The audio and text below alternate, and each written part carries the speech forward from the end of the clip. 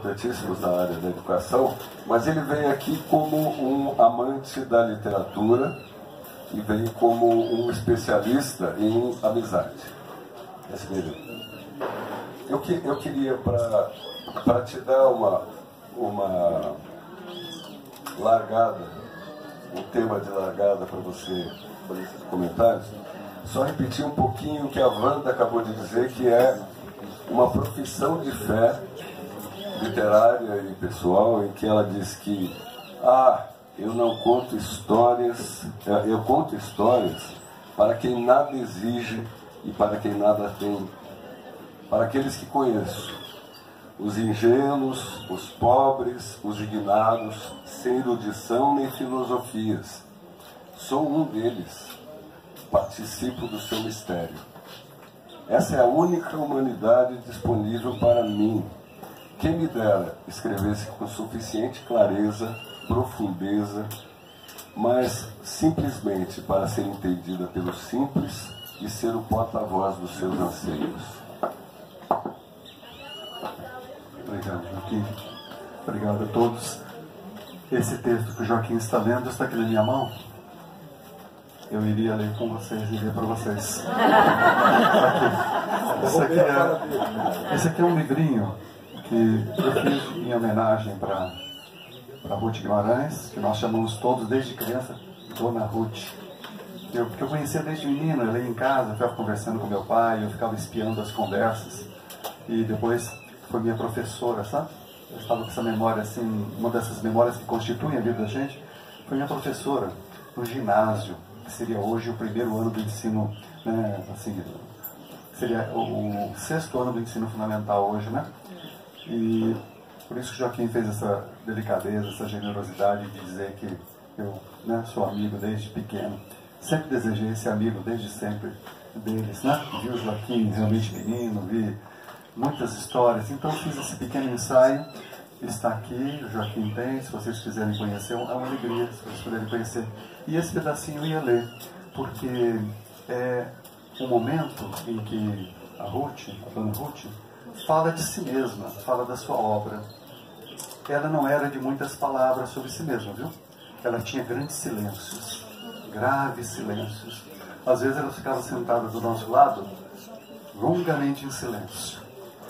Eu vou mudar a sequência inteira, eu peço licença para vocês, do que eu ia falar, por causa do Joaquim desse pedaço tão bonito. Eu tô com um banner aqui, de uma imagem que um menino de Cachoeira, um grande artista, um grande pintor desses desconhecidos, fez e levou para ela. Ele levou, o original está aqui, viu? A partir de uma fotografia que está ali no Instagram. Ele levou, entregou, sem avisar. Por favor, Joaquim. Olha. Isso é um retrato a partir de uma foto do Botelho, esposa e companheiro de décadas de Ruth Guimarães, que fez dela.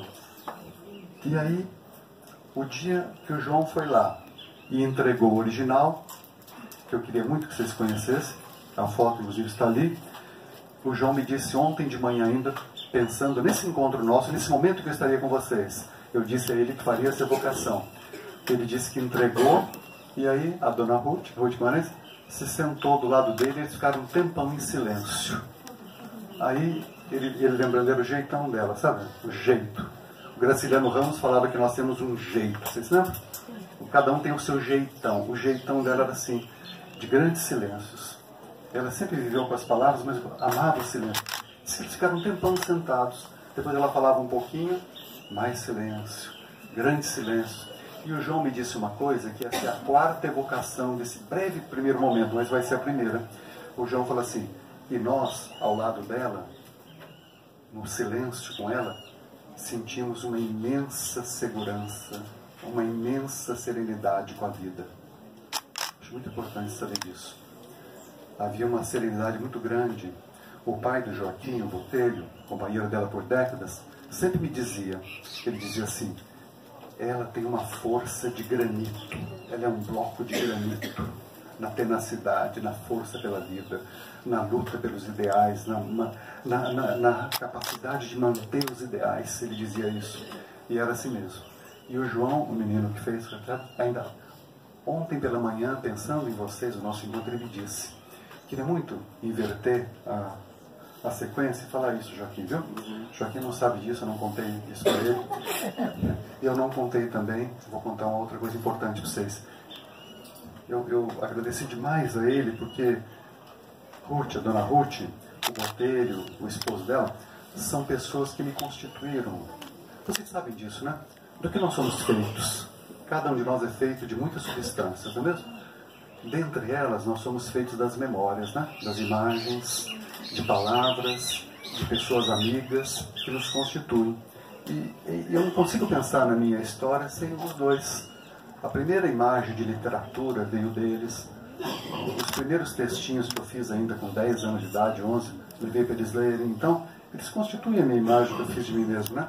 A imagem do mundo, né? E 30 e poucos anos atrás, eu estava na Unicamp fazendo doutorado. Eu estava numa aula lá de um professor muito erudito e muito sensível, coisa difícil de encontrar, viu? Peço licença para falar isso. É difícil, que nem ela, erudita, que nem ela, e sensível, difícil. Um professor chamado Joaquim Brasil Fontes Júnior, um grande professor. A matéria tem tudo a ver com a conversa nossa, era um paralelo entre a poesia lírica de Grécia e Roma e o modernismo, sabe? Então tem tudo a ver com ela, porque ela traduziu, né, direto do latim. E eu estou lá sentado, e de repente na aula o professor vira e fala: onde estará essa grande latinista Ruth Guimarães? No meio da aula, ele nada sabia de mim. Eu estava quieto lá. Ele perguntou: onde andará Ruth? Eu levantei a mão e falei: eu sei. Eu sei onde ela está. Ela está em Cachoeira Paulista, uma cidade no meio do Rio São Paulo, entre Minas e o mar. Ela está lá com os filhos, com o Botelho. Aí eu contei um pouco da história. Eles pediram para eu contar mais, aí contei uma porção de histórias. Fiquei contando as histórias. Isso daí mostra assim, a importância imensa dela no legado cultural do modernismo, tá? Embora ela ainda não esteja conhecida do grande público. Mas é uma obra assim, muito significativa. E hoje eu fiquei pensando, vindo para cá, viu? Eu fiquei pensando, se o Joaquim, né? O Joaquim Brasil lá perguntasse: onde anda Ruth Guimarães? Eu diria: nesse momento ela está ali em Paraty, no Instituto Cívico Cultural, não é mesmo? Ela está aqui, ela está com a obra dela ali, mais de 40 livros, uma coleção preciosíssima que o Joaquim Maria tem, né? Preciosíssima. O que o Joaquim falou agora aqui, vocês viram? Me obriga a contar uma outra coisa. Eu, andando pelo mundo, andando para lá e para cá, a trabalho, a conversa, eu sempre encontrava livro dela em livraria. Eu comprava e levava para ela, levava de presente. E ela dava? Nenhum ela tinha, nenhum. O asno de ouro da literatura clássica, diretamente do latim, levei vários para ela. Ela deu da outra todos. vez ela dava tudo. Os livros não paravam, né? Uma vez eu fui lá conversando com os dois, né, meus professores, meus mestres, meus amigos. Eu estava lá conversando, aí o pai do Joaquim, o Botelho, grande fotógrafo, tem imagens belíssimas dele. Eu convidaria de novo, quem não viu ainda, o acervo que está aqui no Instituto Cívico. Ele chegou e me mostrou o Grande Sertão Veredas, com uma dedicatória do Guimarães Rosa, que era de página e meia. Página e meia. E depois pôs assim na mesa ali, eu fiquei desesperado. E se esse livro desaparece, né? E se ela dá esse livro? Ela não passa para esse livro. Não era assim mesmo? Por isso que ele brincou aqui, não sei se vocês ouviram, né? Que a coleção está ali com um cadeado, né? Porque ela sempre teve esse jeito assim, muito aberto, muito generoso, né? Eu queria fazer mais uma evocação. 20 anos atrás, ia acontecer uma homenagem para o Antônio Cândido. A USP ia fazer uma homenagem especial para ele. E ela disse que queria ir. Aí, resolvi ir com ela. Fomos. Fui lá. O Joaquim, não sei se sabe disso. Fui com ela lá.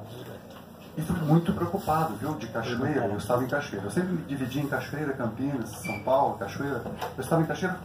Fomos, Dona Ruth e eu, uma pessoa dirigindo e a gente conversando. E ela falando com tanta naturalidade, contando as histórias de novo do Antônio Cândido. Eu fui ficando cada vez mais preocupado. Fazia 43 anos que eles não se viam. E ela com a naturalidade. Vocês entenderam o problema, né? Eu com muito medo na hora do encontro, imagina, não é mesmo? O que ia ser? Fiquei até com medo. Ele também já estava com mais de 70 anos. E se ele não se recordasse dela naquele momento? E se ele não convertesse o rosto para 40 anos depois? Não é mesmo? Aí nós chegamos antes, estava lá no alto da reitoria da USP, nós dois lá, parados, esperando. Parou um carrinho, Antônio Cândido dirigindo. Ele desceu, olhou para o alto da escadaria, começou a gritar, vocês não imaginam? Ele abriu os braços e começou a gritar, Ruth, Ruth, Ruth. Ele subiu correndo as escadas, não sei se vocês conhecem o prédio da reitoria, é uma enorme escadaria. Ele subiu correndo a escada e gritando o nome de Ruth. Uma coisa das mais bonitas que eu vi na vida. A permanência da amizade, não é mesmo? A permanência, 40 anos depois eles continuaram a conversa. E eu me afastei um pouquinho e fiquei ouvindo a conversa. Eles continuando a conversa, como se tivesse parado ontem ainda, ontem mesmo. E depois ela foi cercada pelos alunos lá, dos alunos, os pós-graduandos, os professores. Ninguém acreditava que ela tinha sido indicada pelo Mário de Andrade. O primeiro livro dela foi publicado a pedido do Mário de Andrade. E depois o Guimarães Rosa, e depois a geração toda deles. É disso que nós estamos falando, viu? Uma das grandes escritoras do modernismo. Num ensaiozinho nesse aí que eu fiz para ela, eu pus assim, uma voz de muitas vozes.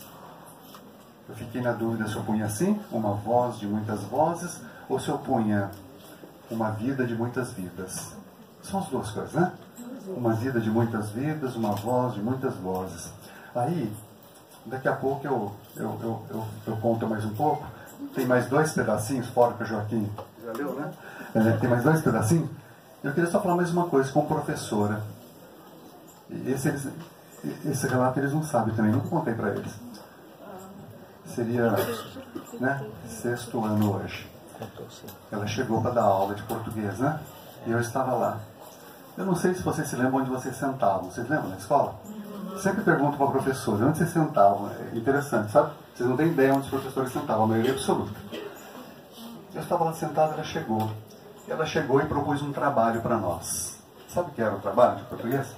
Para que nós pesquisássemos cores. Ela queria 10 azuis, 10 verdes, 10 vermelhos. Nós saímos pesquisando direto, olhando as coisas, olhando a vida vivida e conversando com as pessoas. Porque tem muitos azuis, muitos verdes, muitos vermelhos, muitos amarelos. Segundo trabalho de português, apelidos de cachoeira. Ela queria que a gente conversasse para descobrir os apelidos. Porque os apelidos contam as histórias. Os apelidos trazem a imaginação. Os apelidos trazem a cultura popular. E a partir dessas 2 pesquisas, começou a nossa conversa de aula de português. E grande parte do encontro de aula de português, vocês sabem o que era? Ela fazia jograis com a gente. O primeiro jogral, Manuel Bandeira, Evocação do Recife. As coisas mais bonitas do modernismo, né? Cheia de muitas vozes. Vou parar por aqui. Estou falando demais. Peço desculpa. Daqui a pouquinho a gente continua.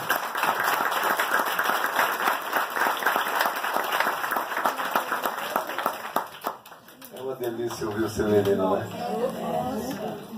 Eu queria propor agora, na verdade é só uma proposta para que o Lázaro comente um pouco, porque eu queria apontar 2 traços marcantes da literatura da Ruth, que de certa forma se aproximam do seu trabalho como ator e como, especialmente nesse seu envolvimento como ativista cultural, como pesquisador da cultura brasileira, né? O primeiro passo é essa interpenetração do erudito com o popular. Quer dizer, você falar de coisas profundas, de filosofia e de linguística, etc., mas falando simplesmente para ser entendido. E a minha mãe escreveu a vida inteira para ser compreendida, né? Isso, porque, de uma certa forma, essa interpenetração do erudito popular resulta na educação e elevar a educação. E o segundo traço é o registro da oralidade, porque a gente sabe que o fonema precede a sílaba. Quer dizer, a gente aprende a falar primeiro para depois aprender a escrever. Isso é histórico, isso é milenar, mas de certa forma, a oralidade revela a alma, revela a carga cultural que a gente traz. Então, quando a gente vai falando e transmitindo oralmente as nossas coisas, a gente vigia, a gente observa e a gente preserva a nossa cultura. Tá? Então, eu queria te pedir que você considerasse um pouco essas questões, essas funções que o artista tem na sociedade. Pergunta difícil. Boa tarde, gente. Boa tarde. Eu vou copiar também, ficar em pé para a gente se ver melhor. Primeiro eu quero começar agradecendo o convite para estar aqui. Modesta e humildemente aceitei, porque o que tem acontecido aqui nessa Flip é um encontro delicioso a cada momento, nas esquinas com as pessoas, nas mesas, e uma celebração constante à palavra. Eu acho que é um pouco sobre isso que você está falando, o sentido e o valor da palavra, das palavras. Às vezes eu tenho a sensação de que as palavras estão sendo muito maltratadas hoje em dia. A gente chama de gênio qualquer pessoa, a gente diz que odeia o outro muito facilmente, a gente usa empoderamento até gastar a palavra e a gente perdeu o sentido dela. A gente faz com que a profundidade que tem o sentido de uma palavra seja esquecido. A gente acha que consegue descrever o outro em 124 palavras no Twitter, caracteres na verdade, né? No Twitter, quando as palavras são muito mais potentes e complexas do que isso. Foi muito bonito chegar aqui hoje e entrar ali na exposição e ler trechos da obra de Ruth ou dos pensamentos dela, porque ali eu encontrei justamente esse sentido mais profundo das palavras e de uma maneira com a qual eu me identifico muito. Eu acho que a comunicação também precisa ser simples, apesar de ter muitos sentidos as palavras, mas a gente precisa ser simples e aceitar a nossa oralidade também e valorizá-la, não é isso? Não estou aqui fazendo não sou contra os estrangeirismos, não estou falando que Lima Barreto já tinha falado há muito tempo atrás, mas eu acho que a nossa comunicação e a oralidade são muito poderosas, porque muitas vezes, mesmo sem uma técnica acadêmica, os saberes são passados dessa maneira. O meu livro, já que você trouxe ele para essa conversa, Na Minha Pele, tem muito disso. Tem uma busca de entender o que é que meus avós, minhas avós falavam e que eu não sabia de onde vinha. Entender a minha história, entender o que é que eles queriam dizer. E essa cultura oral é o que formou a ilha de onde eu venho e que eu encontro aqui também, no trabalho da Ruth. Fico muito feliz porque a gente está aqui podendo hoje pensar nas palavras, se olhar no olho e a partir daqui todo mundo ser um embaixador também da obra da Ruth, que eu acho importantíssimo, já que ela não é tão conhecida quanto mereceria. Então, vou parar por aqui para também não me estender muito, mas esse agradecimento e filosofia simples serve como introdução para o nosso papo. Obrigado.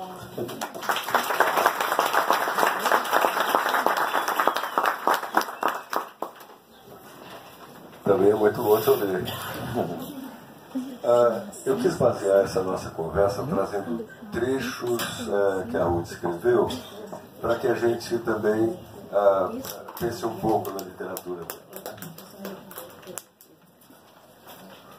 Tem um trecho que eu vou pedir para o Severino comentar, que começa assim: agora vem o questionamento mais importante. O que vim fazer aqui? Por que vim? Isso ela escrevendo e se indagando. Negra eu sou, o que não é nenhuma originalidade neste país. Negra e escritora, o que já constitui um modo singular de ser, dadas as circunstâncias.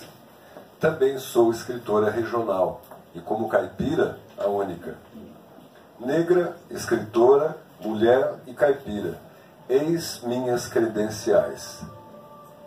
Também sou professora e minha cátedra é o meu púlpito. Não tenho alunos brancos e pretos, tenho alunos. Ensino-os não somente a colocarem bem os pronomes ou a regência dos verbos. Ensino-os a manejarem a língua e a amá-la, a servirem-se dela, a darem forma aos seus pensamentos. Ensino-lhes o orgulho de serem homens e mulheres, de serem alguém no mundo. Ensino-lhes o que uma criatura pode obter de si mesma, não com estas palavras, mas com a voz profunda dos mestres da literatura. E os meus alunos ficam sabendo o que eu espero deles. Eu sou escritora. A minha máquina de escrever é minha arma. Severino.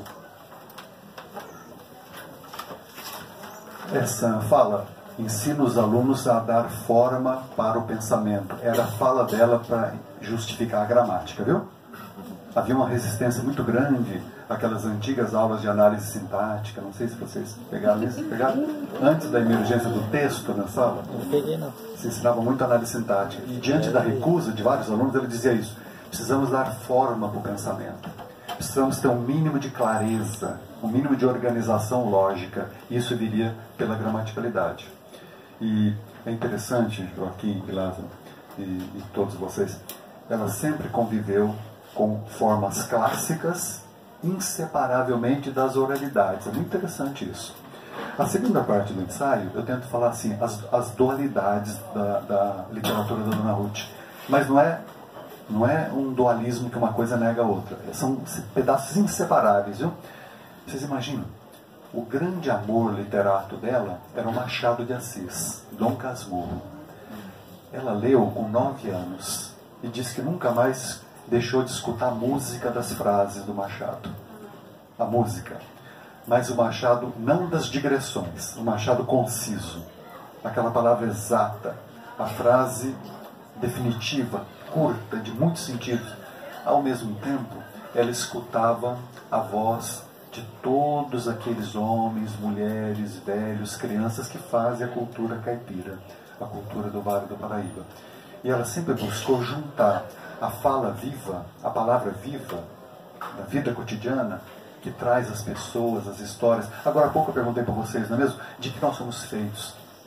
Talvez, antes de mais nada, nós somos feitos de palavras. E as palavras nos revelam, as palavras nos mostram, as palavras nos criam, as palavras desvendam o mundo, criam mundos. Ela trazia essa palavra. Ao mesmo tempo, ela buscava a palavra clássica, a palavra com grande rigor de pensamento, no modelo, no estilo, né, no modelo machadiano. É muito interessante isso. E agora há pouco, Joaquim conversava com Lázaro ali, lembrando uma polêmica dela com Guimarães Rosa.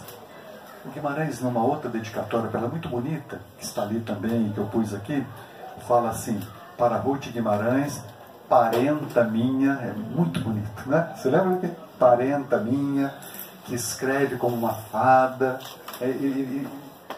muito afeto por ela. Depois eu queria mais tarde fazer um comentário. Para nós, em vez de fada, ela era a bruxa, com poderes alquímicos da palavra, né? Ela era a nossa bruxa. E passou até o final da vida, com quase 100 anos, preparando o romance da bruxa, que ela não percebeu que era a vida dela. Joaquim, eu entrava lá na casa dela, em Cachoeira, e perguntava: Dona Ruth, e o romance da bruxa? E na verdade ela estava vivendo isso. O romance da bruxa é a biografia dela, é a história dela. O Guimarães Rosa põe lá, que escreve como uma fada, né? Mas ela era muito brava também, viu? Ela era assim, firme e brava. Ela dizia que era um absurdo inventar palavra na literatura. Ela me dizia várias vezes: a palavra é viva, a palavra é da comunidade, a palavra é feita para as pessoas, a palavra é da sociedade. Cada palavra tem que ter história de vida na vida das pessoas. Por isso o amor é a oralidade, né? Não é mesmo? Mesmo não concordando necessariamente com essa posição, mesmo amando as criações verbais do Guimarães Rosa, é muito bonita essa posição, não é isso? A palavra é viva, a palavra emerge, tem raiz na vida, e na vida da comunidade, e na vida das pessoas que nunca têm voz, que nunca são nomeadas, nem nos livros, nem nos textos oficiais. Isso é a matéria viva da literatura dela. Não é mesmo? A matéria mais viva é dessas pessoas que fazem a humanidade, trabalham anonimamente para que o mundo continue e nunca tem a sua voz trazida nos textos. Ela trouxe essas vozes. Nesse sentido, ela é extremamente contemporânea, nessa busca de trazer a voz dos que têm a sua voz silenciada. Não o silêncio criador, mas o silêncio de não serem escutadas. Uma dualidade dela é essa, é muito importante, queria ressaltar aqui. O mais clássico dos clássicos, né? Traduzir, por exemplo, Balzac do francês, ao mesmo tempo ouvir a voz daquelas pessoas mais deserdadas da Terra, tentar trazer isso para a literatura. Isso, na verdade, é trabalhar para a humanidade, sabe? A literatura, a arte, trabalham para a humanidade. Isso é patrimônio da humanidade. Por isso que tem que ser conhecido por todos, tem que estar na vida de todos. Uma vez, por circunstâncias de vida, eu participei de um livro didático, pus um texto dela, não sei se o Joaquim sabe, Joaquim? Pus um longo texto dela, pus um pedaço de um conto dela, para que as pessoas pudessem ler, para que formasse leitores, para que despertasse o amor à literatura. Nós estamos aqui na Flip, que é um dos momentos de amor à palavra, à literatura, né? A literatura não desaparecerá. A arte não desaparecerá. O livro não desaparecerá, porque eles fazem viver. Eles têm vida. Eles trazem sentido para a vida. Agora há pouco o Lázaro falou de sentido, não é mesmo? Tem sentido. E tem sentido em vários sentidos da palavra sentido. Eu gosto muito de lembrar isso. Só para homenagear quem amava a língua portuguesa, que é a Dona Rui. Vocês sabem quantos significados a palavra sentido tem em português? 18. Em todos os 18 a literatura faz sentido. Eu queria lembrar 3 desses 18. Primeiro, sentido como significado. A vida não é aleatória, tem significado. Criado na história vivida de cada um. Segundo, significado da palavra sentido. Rumo, caminho. A literatura mostra que nós temos um destino comum sendo feito. Existe uma história coletiva e pessoal sendo elaborada. Terceiro significado da palavra sentido, sentimento. A literatura e esse, por exemplo, esse momento muito forte que acabou de ser lido para o Joaquim, traz o sentimento de que nós estamos vivos. Nós nos sentimos vivos com a literatura. Nós nos reconhecemos uns aos outros. Nós nos reconhecemos nos outros. Por isso a literatura não desaparecerá, eu acho. Como o livro não vai desaparecer. 40 mil anos atrás nós escrevíamos na parede, você lembra? Pintávamos na parede das cavernas, fazíamos esculturas grávidas, de mulheres grávidas, fazíamos flauta com um pedaço de osso de passarinho, 40 mil anos atrás. Isso não desaparecerá. Principalmente porque juntamos o patrimônio erudito da humanidade com a fala viva das pessoas que nunca mais seriam ouvidas, nunca mais teriam a sua voz permanecendo se não fosse pela literatura, como por exemplo nos contos da Dona Ruth, no Água Funda. Água Funda, o primeiro livro dela, aos 20 para 21 anos de idade, vocês imaginam? Como que é possível, Joaquim? Faz de conta que eu sou mediador. Agora eu estou perguntando, como que é possível? Não é mesmo? Ah, como que é possível? Não é mesmo? Vou passar de volta a palavra, só lembrar mais uma cena. Eu lá, né, no ginásio, com 11 anos, quando a Ruth entrava para a aula, algumas vezes ela vinha com uma cesta. Sabe o que tinha na cesta? Uma criança de 1 ano. Eu achei que era o Joaquim. Conferi agora há pouco a idade dele ali, ele não sabia por que eu ia falar isso.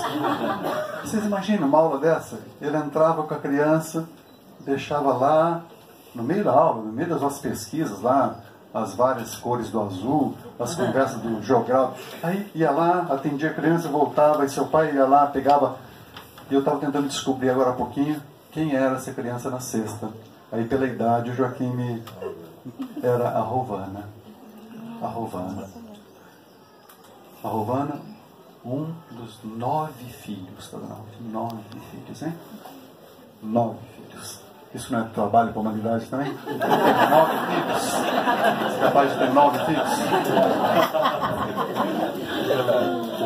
O Joaquim não vai falar isso, porque hoje nós estamos aqui celebrando a Dona Ruth, a Ruth Maior. Mas ele fez um livro das cartas da Rovana, essa irmã dele, que eu vi pequenininha no meio das aulas de português, em que a vida se misturava com as palavras com a vida, né? Aquela criança ali, os textos, Machado de Assis, aquela criança. Ele fez um livro das cartas dessa irmã. Não é mesmo, Joaquim?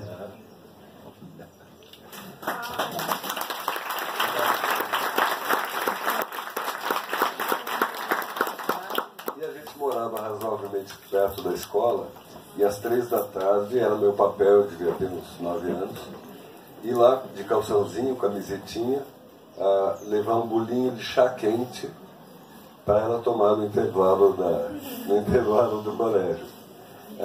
E tinha que ser bem quente, porque ela adorava que fosse pelando, né? Só lembrança. Falando dessa interpenetração, eu não posso deixar de mencionar o Ludwig Wittgenstein. A posição política dele não interessa muito, mas ele disse que os limites do meu mundo são os limites da minha linguagem. Ou seja, a gente vai ampliando, e se cada um for ampliando, os universos vão se tocando e se aumentando, né? Naturalmente, veio o Sartre e diz assim, o inferno são os outros. Então, se o meu universo colide com o do outro, já dá uma encrenca. Mas eu estou trazendo isso porque eu queria falar de liberdade. Tem um texto de Ruth que é: liberdade não é apenas uma palavra para mim. Liberdade é rumo, é programa, é meta.